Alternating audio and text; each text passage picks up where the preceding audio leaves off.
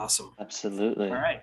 Thank you, everybody. Welcome to the Older Vermonters Caucus. And today we have an update on our senior centers and meal sites. And just so everyone knows, next week we're going to have an update from our adult day programs. So before we get started, though, Teresa, would you like to give an update just quickly on where you just were and what you were talking about? Sure. Hi, everyone. Nice to see so many folks here. I see Janet was on, and Janet was where I was just spending time this morning at the Senate Health and Welfare Committee. And we were talking about H-153. So just as a brief update, since this group last met, H-153 passed the House. That's the bill that deals with rate setting and cost of living adjustments for home and community-based service providers. And for the purposes of rate setting, we've expanded that definition to include assistive community care services, enhanced residential care, and adult day rehab services. So really trying to encompass all of Medicaid services for the population that we are concerned about here. As it left our committee, it did provide for a rate increase that would go into effect in FY23. However, it made a stop in appropriations, and as our appropriations committee is often fond of doing, it removed that language that would have automatically applied a cost of living increase. However, really there was a change in focus this year with, I think, people understanding the impact of home and community-based services during this pandemic and the impact on on Vermonters. And they really did work with us on alternative language that says that the Secretary of Human Services is required each year to include in its budget presentation what rates would be required to be provided in order to meet the goals of the programs and the services that are covered in this bill, and to do that as part of their budget presentation. So never before, frankly, have home and community-based service providers had the opportunity to have that discussion in appropriations. We're always looking at, can we get a 1% COLA? Can we get a 2% COLA? We haven't ever looked at the adequacy of the base rates that we are paying. So this bill also calls for the Division of Rate Setting to perform rate studies of those services for which that has not been done yet. So it passed the House on a unanimous vote, and in the Senate, in Health and Welfare, they're just doing essentially bill introductions today and taking some brief testimony. So I presented the House's version of the bill, and I think that I would say the majority of the committee is supportive. I wouldn't say all of the committee is supportive. There was some comments regarding, why do we want to know how much we're underpaying when we don't have enough money to pay it? Essentially, I'm paraphrasing, but I think that was the gist of one senator's comments. And the reason is that we can't keep our head in the sand on this anymore, folks. We have to pull our head up out of the sand and say, okay, if we're expecting these providers to provide supports and services to help people stay in their homes and with their families and in the community, then we have to know to what extent we are meeting or not meeting our obligation to do so.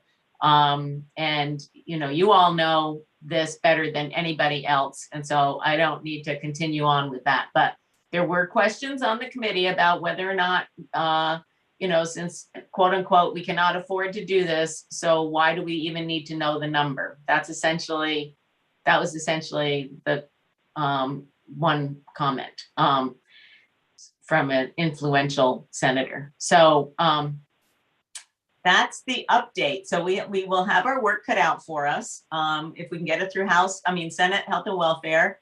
it will then go to Senate Appropriations, where it will face an even bigger uphill battle. So this is something that if people are interested in seeing this kind of support for the wide variety of Vermonters, tens of thousands of Vermonters we're talking about here,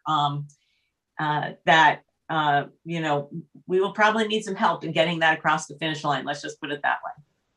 Sorry, Dan, that was longer. That was longer than the short. It was excellent. It was very good. Very good. What's going on? So thank you so much. And I can honestly tell you, it's taken a long time to get it to this point in the House. You know, when we first proposed this years ago, I think we got the same response, right? Why do we need to know when we can't afford it? And so it's just going to take some time to lay that same groundwork in the Senate, I'm sure. But we do have some good advocates there, and so hopefully we can see this move forward. So thank you, Teresa. Great. So I don't know if anyone has any questions on 153, but we got probably a minute or two. If someone has something that's out there, we're always able to communicate after as well. So okay. So today we have Jana Claire and Deanna Jones, who are going to give us an update on what's going on with our senior centers around the state. And so I will turn the floor over, or the virtual floor over to them. They've put together a PowerPoint presentation. So thank you, welcome, and thanks for being here. Thanks so much for having us here. And I'm so grateful to all of the legislators able to make time during your lunch hour to be with the Older Vermonters Caucus today. And it's great to see colleagues from the AAAs and from Dale and many of the senior centers and meal sites across the state and other colleagues. Brian is going to share a PowerPoint presentation and kind of help us move through it. And it looks like the version you guys can walking. I've been planted in one spot. Can everyone see this? And I apologize, I'm going to be kind of toggling myself between a couple different screens. Is everyone able to see that now? And I wonder, Brian, if you can zoom in slightly less, or zoom out rather. The Vermont Association of Senior Centers and Meal Providers has the mission to advocate for senior centers and meal sites on a statewide level, promoting the growth and quality of these centers and strengthening the professional skills of the staff and volunteers at senior centers and meal sites. We'd like to introduce you to the steering committee members from around the state who are with us on the Zoom today. My co-chair of the steering committee is Deanna Jones, here from the Thompson Senior Center. We've also got Joanne Riley on the Zoom today from Castleton Community Seniors, and Sarah Carter from the Champlain Senior Center. Are any of the other steering committee members on the Zoom as well? I didn't notice before, but perhaps they're able to join us as time goes on. So we could move on to the second slide, Brian, thank you. So Vermont senior centers are on the front lines of supporting socialization and engagement and preventing social isolation. They're essential in the state's effort to support healthy aging and prevent or delay institutionalization. So from the Department of Disabilities, Aging and Independent Living's survey, we read reference to the Vermont State Plan on Aging that includes as one of the objectives to increase engagement, to reduce impacts of isolation and loneliness on health and well-being of older Vermonters. So among the strategies are to support a network of high quality, sustainable senior community centers that offer diverse opportunities for engagement, including services such as nutritious meals, wellness programs, educational activities, volunteerism, and intergenerational connections, and more. So we are a vital part of the state's plan on aging, and we appreciate being recognized that way. And we're so thankful to Dale for their support and belief in the critical value of senior centers. We'll go into slide 3 now, please. Sorry, I was trying to zoom out, and now it looks like I'm stuck. Hang on one second. Sorry about that. Zoomed in, but I don't know how to zoom back out. All right, I'm just gonna stop sharing for a second and then get back Okay, into it. I'll just continue. So I'm going to tell you a little bit more Sorry about about the that. role of senior centers, promoting social connectedness and engagement, preventing isolation. As I've mentioned, supporting healthy aging and preventing or delaying institutionalization, providing the meals, activities, preventative wellness care, and community resource support for little or no cost to participants. So the centers and meal sites are and can be a vibrant, action-packed combination of a local fitness center, job and volunteering headquarters, transportation hubs, and tasty dining locales. And research shows that compared with their peers, senior center participants have higher levels of health, social interaction, and life satisfaction. And I'm going to just turn this over now to my colleague, Deanna, to tell you about the surveys that have been done. Hey everyone, I'm so glad to be here also, and really it's always a joy to talk about senior centers and meal sites. We're so passionate about the services provided. It's just an honor to be here and share with you our enthusiasm and hopefully give you some more information about what's happening out here all around the state at Vermont Senior Centers. So last year we didn't get to share an update at the Older Vermonters Caucus because of the timing of the pandemic and when we were scheduled. So I'm going to very quickly recap the most recent survey, which was the 2019 survey that the Department of Disabilities, Aging, and Independent Living did conduct. They've conducted two surveys, 2018 and 2019. 2020, there wasn't able to be a survey because of the closures, but as you'll hear much more about, senior centers and meal sites continue to provide these services throughout the year and added many more as well. So the next few slides that we'll go through quickly are a summary of Dale's 2019 survey. And in 2019, there were 31 responses to this survey and 42 identified centers in the whole state. So these are the 31 who responded. And you can go to the next slide, please. So 83% of senior centers serve between 3 and 10 towns. 10% serve over 15 towns. Many new programs were added this year, including a really vibrant launch of virtual senior centers and support at home that you'll hear more about today too. We estimate that between the surveyed respondents to these surveys and the others who didn't respond and those that we are not able to track, that senior centers serve an estimated 15,500 to 20,000 seniors in Vermont each year. Next slide, please. You can see, and probably many of you know, there's a wide variety of programs offered at the different senior centers around the states, social events, all the way through lifelong learning, legal assistance, foot care clinics, taxes, educational programs, wellness. It's a broad variety. And the surveys, which can also be accessed on the Dale website, give much more details about these. Go ahead, Brian. To give you a snapshot of what the budget and revenue of sites is like around the state, the average operating budget is $133,000, although that number is actually higher than 45% of the senior centers in the state. The range reported is from $7,000 a year to $650,000 annually. We know that the positive correlation between annual budget and the number of Vermonters served is higher. And currently there is no dedicated funding for federal or state funding that goes directly to supporting senior center operations outside of the meal reimbursements and some transportation grants as well. capacity and sustainability of senior centers and meal sites, especially with the growth in our older population, and the demand is stretched. We know that we also have seen growth in expenses related to packaging of meals and readying our centers for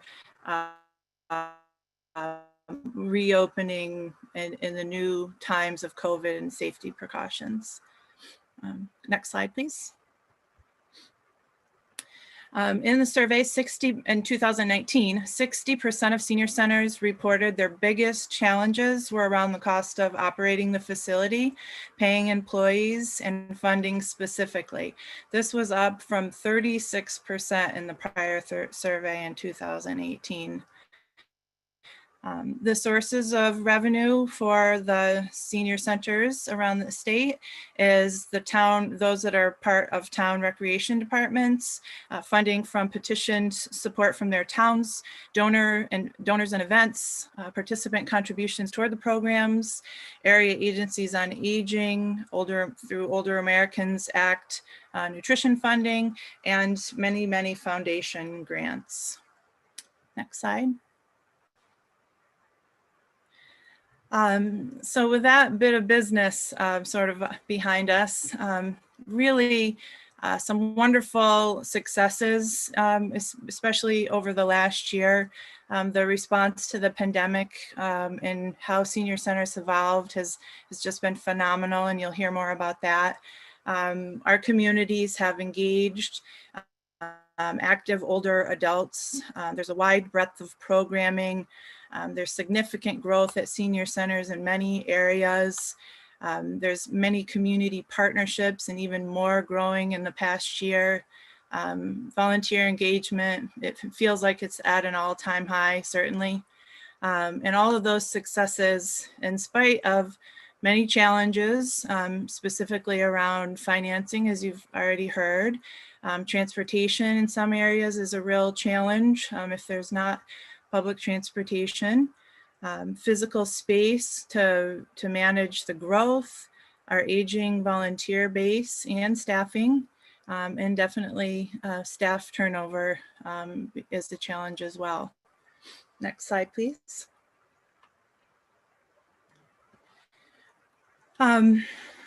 In spite of those challenges, certainly, we, I think, are a really vibrant group at evolving to meet our community's needs and being responsive to our communities and what they need individually. Some examples of that are aging at home programs and connections and developing village-like models to support people aging at home. Lifelong learning and educational events at multi-purpose senior centers that offer hundreds of programs a month in lifelong learning. Intergenerational programs, even summer camps that involve younger folks and older mentors and buddies as well. Health initiatives and partnerships like medically tailored meals projects and hospital to home transition projects, and many evidence-based programs as well. Next slide, please. Thriving senior centers have these things in common: wonderful staff, active boards and volunteers, good food, diverse activities, and investment in from their communities. Partnerships and collaborations are key to sustainability. And in addition to partnering with area agencies on aging, thriving senior centers are partnering with financial institutions and foundations, farmers, chefs, grocery stores, schools, hospitals, and local businesses. They develop multi-generational program, expand meal choice, and are breaking down the walls of the center and heading out into the community. Next slide. And I'm going to turn it back over to Jana for the next piece. Great, thanks, Deanna. So I'm going to share some of the pandemic response by senior centers and meal sites over this past year plus. We've all been serving many of the community's most at-risk older Vermonters, as well as Vermonters with disabilities. So just to recap, serving probably approaching 20,000 older Vermonters in person and now virtually. We are part of the front line, although not always recognized as such. Meals on Wheels was deemed an essential service, and all of the centers have really found ways to pivot in providing Meals on Wheels. For example, some reduced the frequency of their deliveries. Some had to replace volunteers. Some had to kind of pivot to more frozen meal delivery instead of hot every day. But that vital service has continued, and with great support from partners like the AAAs in many cases, and networking with partners, as Deanna was referencing. Next slide, please. So the response to COVID-19 and serving older Vermonters has also included providing a lot of safety education and information since last March, providing vaccination education and support, also ongoing pandemic resources and needed referrals, and a ton of community partner support and access that we've helped connect people to. So the senior centers and meal sites play this really vital role in sharing trusted information with older adults across the state. Next slide, please. Let's see. Oops, I think I went to the wrong one, sorry. So as we've pivoted over this past year, we've all had to develop and implement safety procedures. We've had to coordinate with town emergency planning teams. In many cases, Meals on Wheels demand has increased and as much as doubled in some sites. Dining room meals, or what we've called congregate meals, have been converted in most cases to curbside meals, done in a variety of creative ways. And many centers have developed various friendly check-in and buddy programs. So you can see a couple images of one site's curbside meal distribution during the pandemic. Next slide, please.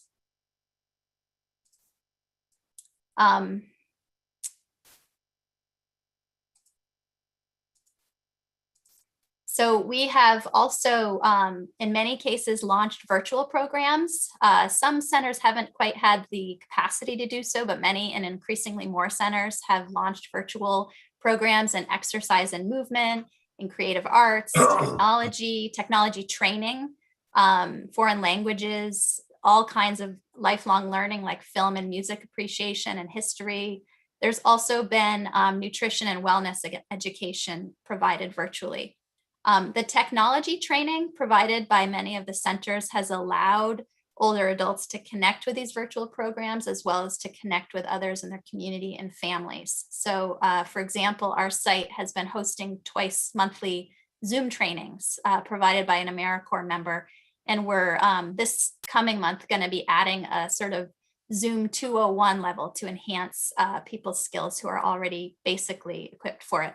And many centers have also pivoted to do phone programs for those without technology, whether it's wellness calls or phone bingo, which has been popular at several sites. Next slide, please. So just to give you some images of some of the fun and creative group gatherings at senior centers between sort of summer and fall before the surge. So following guidelines, centers were able to host some group gatherings following guidelines of distancing and masking and health screening, of course. So sites were distributing meals outside, distributing masks, in some cases hosting classes under tents, in fields, and in some cases inside with following the guidelines that the state set before the surge in November closed down those group gatherings again. Next slide, please.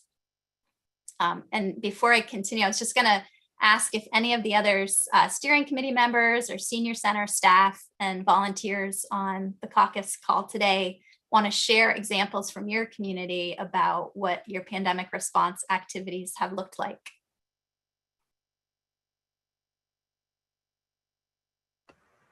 And I'll say what the top of this slide says is 3 cheers for our senior center and meal providers, because every one of you that's on this call and the ones we meet with monthly are just doing fabulous things like you can see in these photos. So they just deserve tons of kudos and acknowledgement for their hard work over the year. So thank you all.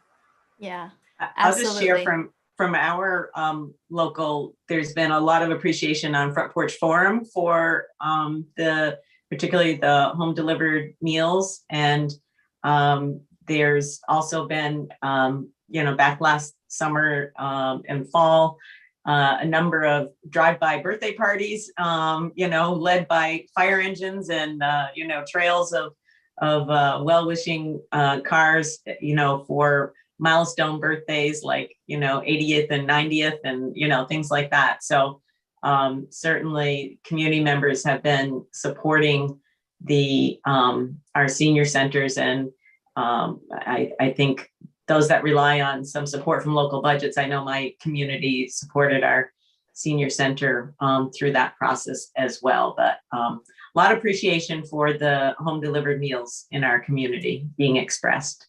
Yeah, absolutely. Can't say enough about all the volunteers that help make that happen and the hard work of the staff at so many sites. And so here's some more images for you to see a lineup for curbside, a Zoom art project, some of the many delicious, nutritious meals offered. One of those Jana? Yep. I see Representative Troiano has his hand up. Oh, great. Well, I don't want to interrupt. I'm sorry I came in late, but I did come in on right at the point that you were talking about computer literacy that's going on. So that has an importance to me, since I'm reporting a contractor registry bill this week, hopefully. And many of our older Vermonters who are still living in their homes would really benefit from the ability to go to the Office of Professional Regulation website and determine who the legitimate registered contractors are to do work on their homes. My experience in the public defender's system was that older Vermonters are more often targeted for home improvement scams than almost anyone else. So in order to get the word out and to enable them to access this material, it is very important that they are able to use a computer, and hopefully with a little help, if they had the need, that they would be able to go onto that website and find out some good information and help to protect them from home improvement fraud. Thanks so much for sharing that. If you could put a relevant link in the chat, we can make sure to share that out to the network. And they're often creative about ways of, assembling information that can be shared in print with those who can't access websites as well. But increasingly more sites are looking at finding ways to get devices and training in the hands of more older Vermonters. I know that's something my site is making a lot of planning for. And our local AAA, Central Vermont Council on Aging, has been distributing some free devices to a number of people and connecting them with training as well. So we're trying to partner with them. That's great. I'm all for it. That's the way it should be. Yeah, and I think a lot of the post-pandemic world is going to still involve some remote programming and services as we all adapt. I think that's true. Yeah, thanks. Thank you. So if you could move on to the next slide, Brian. Just going to say a few words about the current status and reopening plans. So there is currently in-person one-on-one services like foot care, tax preparation, Meals on Wheels and curbside meals, as we mentioned. Some sites are doing transportation services and many virtual programs. This image is a yoga class online. So reopening guidelines were just finalized yesterday that will allow sites to start to do group gatherings and meals again together. There's a lengthy document we're all studying, and the plans for various sites to reopen in many cases are delayed as they continue their planning. And in many sites, there will be phases of reopening. So Connor has been starting to collect information about estimated dates and is creating an online resource for that. And individual sites will be notifying the public in their areas of their reopening plans. A portion of staff and volunteers will remain unvaccinated until they reach their age band. So that is a consideration for many sites. I know, speaking for my site, we're not going to have significant programming until all of us, which includes some folks in their 20s, are fully immunized. Sites await clarity on relief funding, the amounts, the timing, and this does present challenges for sites budgeting and fundraising. So we look forward to more clarity on that as the weeks move forward. I am going to turn it back over to Deanna. And she's going to share with you our current goals. Okay. So next slide, please.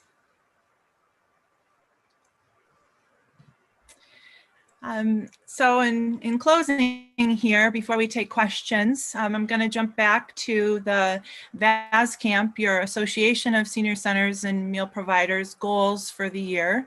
We worked on these in summer carryover from last year, but with our wonderful steering committee. And I think some things we've made some great progress on this year already, continues to be goals, but to raise awareness about the critical link between strengthening senior centers and preventing isolation. We feel great about the awareness surrounding senior centers and meal programs and Meals on Wheels and the work we're doing in communities this year. And we want to continue that awareness. We will continue with the monthly meetings of the VAS Camp Network. We're so grateful that Angela and Connor and many of the AAA folks have joined those monthly meetings. It's a wonderful opportunity to connect our networks and work on things together, sharing information and communication every single month. We will continue to share best practices and innovations and learn from each other as senior centers and meal providers, sharing ideas that way. And we definitely, as priorities, plan to advocate with various entities for our sustainable long-term support of senior centers and ensure that senior centers and meal providers receive adequate Older Americans Act Rescue Plan funding to continue with the nutrition program and other direct services that we are providing. So the next slide, please. So for Vermont Senior Centers to continue to thrive into the future and transform and evolve the way that our communities in Vermont needs us to, we look forward to continuing all of this work together, even better than we ever have before. But thank you so much for the opportunity for us to present these thoughts and ideas. And we'd love to open up to any kind of questions or discussions now, as well as any input from other senior center directors who are on this call and would like to share. Can you move to the next slide, please, to wrap things up, Brian? Thank you. Other comments and or questions, please?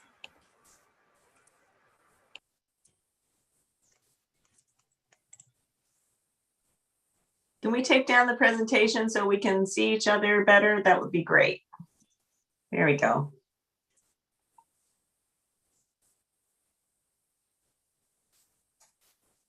Would it be possible to share these slides? Absolutely, sure thing. Yeah, if you send them to me, I'll be able to put them in our next week's announcement with the minutes from this meeting. And then, of course, this is also available on YouTube on our channel. There's a link on the weekly email that I send out to our YouTube channel. Plus, I think you can just search it on YouTube anyways. Great. Any questions Thanks, or Ken. comments people may have?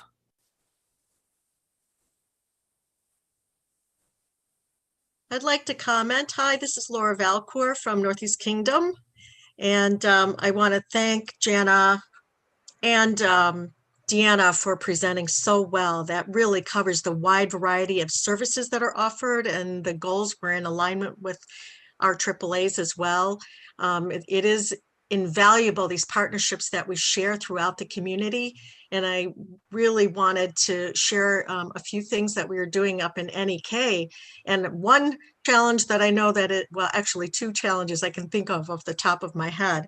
The partnerships that we have with the local community helped us to distribute Valentine's cards. And this was a huge hit this year in reaching those on our Meals on Wheels. We had over 6,000 cards distributed, and not just to our meal providers, but also we had so many that we were able to distribute to many of our local daycare centers, our senior centers, and it really had widespread connection. We continued that through another partner, Passumpsic Bank, and they distributed what they call their sunshine cards, and those are going out this month to celebrate the March for Meals month through Meals on Wheels America. So that really keeps everyone connected. Through our drivers who also do the safety checks and make sure that we're connecting with folks that way. The two challenges I see that are dominant in NEK would be transportation still continues to be a problem. So many of our elders remain at home, homebound, and getting enough meals to them can sometimes be difficult, especially in our most remote areas. And we've seen a surge from 9,000 meals last February to over 20,000 meals continuing per month. So those are huge numbers. And especially what I notice is the really most northern border up in close to the Canadian border that we see the highest rates of food insecurity, and also more remote locations. The other issue, of course, is tech.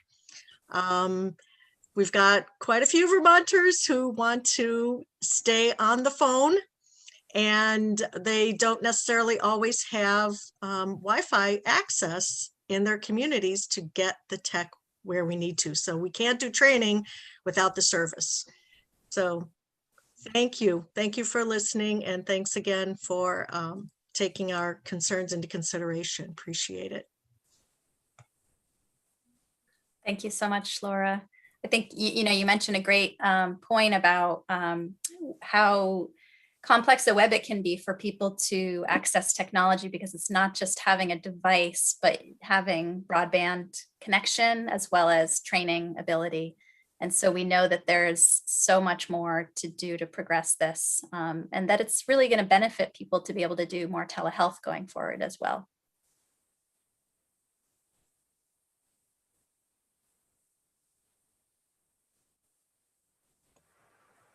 Okay, now let's see. We do, it's important to note that many senior centers have phone programs for people without technology as well.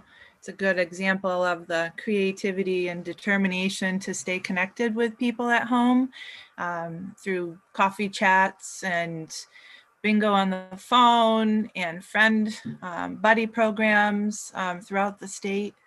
So even if people are limited with technology, and as Jenna mentioned before, printing and delivering with meals, thanks to people that do not have internet access, all critical roles of senior centers and meal providers. I think just in wanted particular, to comment. Oops. Go ahead. I was just going to say, I just wanted to comment on, I'm really glad to see you meeting on a monthly basis with Dale and other folks to strengthen that direct relationship, and happy to see, Dale reaching out in that regard as well. That I think it's really critical for state leaders to, have more in-depth knowledge about how much the senior centers support older Vermonters across the state. And one of the things that I particularly appreciated about your presentation was that it was very clear about the diversity of senior centers out there, and are as diverse as our communities are. And so you know, things that we think about, you know, there is no sort of one size fits all. There's certainly maybe some key elements of a successful senior center, but every community sort of defines that for themselves, it seems. But really happy to see some direct communication with the department, and you know, hopefully that will lead, you know, in the future to, as it has already, I think, a clearer understanding of the importance of our senior centers out there. I couldn't agree more, Teresa. Thank you for mentioning all of that. Yeah, the relationships between the VASCAMP system of senior centers and meal sites and the AAAs and V4A and Dale has really been growing, and just really a benefit of the pandemic and being able to meet remotely. We actually network more effectively than we could before in the past. Another point I just wanted to mention from before was one of the really vital types of information that senior centers and meal sites end up sharing with older Vermonters, related to food insecurity that was mentioned, is getting like 3 Squares outreach information out, and you know, information about how to connect with other food resources like the Everybody Eats programs and the commodities boxes and farmers to families and farmers market coupons. So there's just been a real surge in the role that senior centers have been playing to help address food security, even in addition to the Meals on Wheels and curbside meals that they're hosting. I see Angela has her hand up, so welcome, Angela. Thank you. Yeah, Angela Smith-Jang here from Dale, and I echo what others were saying, in that I've really appreciated the ability to connect more frequently with the senior centers directly throughout this time, and you know, even post-pandemic, I hope that we're able to keep that going, because I think it's really valuable for all of us working in collaboration. And I just wanted to address the point you made, Jana, in the presentation around seeking more clarity around the federal funding that's coming down the pike through the American Rescue Plan. And so at this point, I just wanted to share that we don't have any guidance quite yet from the Administration for Community Living on that funding. We just know that there's approximately $7 million from that funding coming through for Older Americans Act services specifically. And so as soon as we have more guidance, we'll certainly share that with the AAAs and with the senior centers. But it's in the works as far as I know. Yeah. Thank you, Angela.